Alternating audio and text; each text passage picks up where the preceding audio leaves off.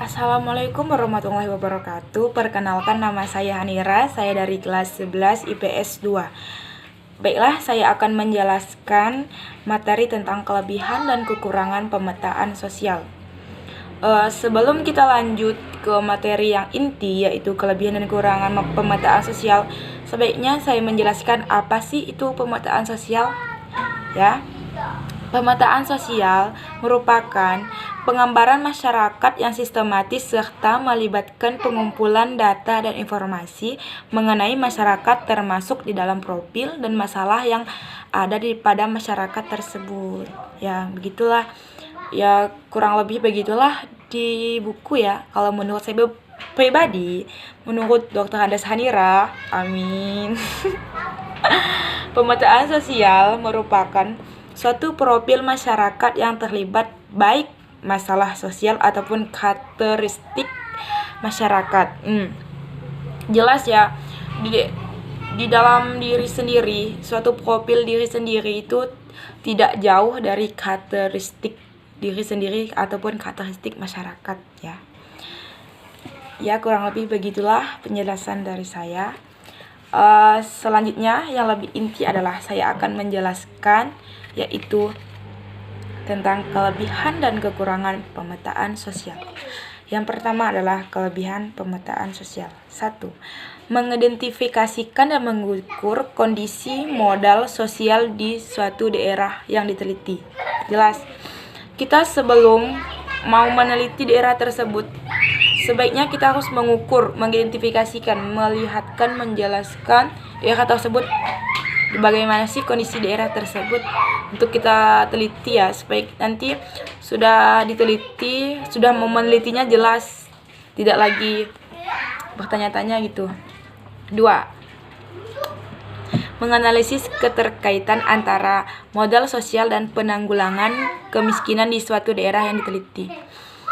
Sebelum kita masuk ke daerah yang akan diteliti, kita harus mengidentifikasikan, melihat ataupun menyebutkan bagaimana cara menanggulangi kemiskinan di daerah yang akan kita teliti, supaya nanti pas diteliti itu sudah jelas. 3. Merumuskan desain pemanfaatan modal sosial untuk penanggulangan kemiskinan di suatu daerah yang akan diteliti ya. Sebelum kita meneliti, kita harus merumuskan. Kita harus melihat apa-apa yang harus dikerjakan, bagaimana cara program kerja kita untuk menanggulangi kemiskinan di daerah tersebut ya. Secara tidak langsung ya kita cuma beri materi lah ya, nggak mungkin kalau tidak dari material, cukup dari materi itu.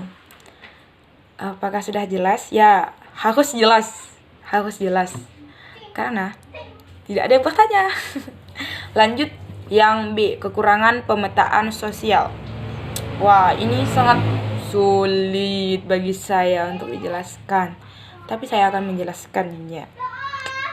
1. Lembaga harus mempunyai aturan.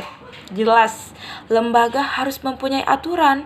Bagaimana kalau lembaga tidak mempunyai aturan? Bagaimana negara ini kalau tidak ada aturan? Wah, pasti kejahatan di mana-mana. Pasti daerah yang terpencil menjadi terpencil, kecil. Kalau tidak aturan ya begitulah. Lanjut, jika kita melakukan kajian di desa, biasanya mereka tidak mempunyai aturan yang jelas. Akibatnya, kita tidak dapat mempelajari secara lengkap tingkat koordinasi antara anggota lembaga. Bahaya. Mereka juga sangat sedikit mau berkompetisi dalam memajukan masyarakat. Ya, biasanya itu kenapa ya mereka tidak mau berkompetisi dalam memajukan lembaga masyarakatnya sendiri loh, daerahnya sendiri padahal. Kenapa ya? Kalau mereka mau memajukan daerahnya sendiri, yang cuman bukan baik namanya itu bukan dirinya sendiri, tapi untuk satu kampung, satu desa yang bagus, bukan cuma untuk dia sendiri. Ya, kalau dia masih pikir begitulah, pasti nggak maju-maju desanya. Bahaya tuh. Jangan adalah orang yang kayak gitu ya. 2. Tidak bisa mengubah lembaga. Wow. adanya anggapan bahwa sebuah kajian saja tidak dapat mengubah lembaga yang ada di lingkungan mereka. Kenapa? Jelas, kalau cuman mengharapkan lembaga, tidak ada kemauan dari diri sendiri, itu tidak bisa, itu tidak akan maju. Kalau ada kemauan, ada tekad, ada usaha, ada pikiran mau maju ya, itu bahwa bisa, itu bahwa dengan jempol. Kalau cuman dari lembaga menyuruh kita ini itu. Kalau dari diri sendiri yang nggak mau berubah, nggak mau maju ya, pasti nggak bisa, pasti itu aja. Tidak semua lembaga dapat diaktifkan untuk pengembangan masyarakat lokal. Ya, tidak semua lembaga dapat mengaktifkan lembaga lokal. Ya, contohnya misalnya dari lembaga-lembaga pemerintah ya, seperti desa lah, kita mengambil dari ruang lingkup yang kecilnya, yang sederhananya, itu kepala desa, sekdes, APD dan BPD semuanya, termasuk organisasi, karang taruna, PKK dan lain-lain.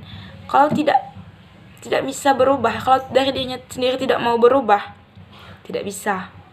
Biarpun sebanyak manapun orang menyuruh mereka berubah, membuat mereka berubah, berusaha, kalau dari dirinya sendiri tidak bisa, tidak mungkin mereka berubah, tidak mungkin diri sendirinya berubah. Ayo berpikir sehat, share sebelum pasti nggak jelas ya. 3. Modal sosial lemah. Wow, bahaya nih. Lembaga tingkat desa dianggap memiliki modal sosial yang lemah. Kenapa nih? Mereka sangat rentan akan ketidakaktifan. Ya jelas, kalau modal daerah desanya sudah lemah, modal sosialnya lemah, tidak akan bisa untuk mereka berubah. Diri sendiri aja nggak mau berubah ya, macam mana lagi mau desanya akan berubah? Dan mereka tuh cenderung tidak aktif orangnya. Perhatiin saja di daerah kalian, kalau ada orang yang tidak aktif, dipastikan modal sosial mereka lemah. Mereka tidak mau bersosialisasi, tidak mau aktif, tidak mau ikut yang ada di desa, yang ada seperti gotong royong dan lain-lainnya itu ya. Apakah sudah jelas?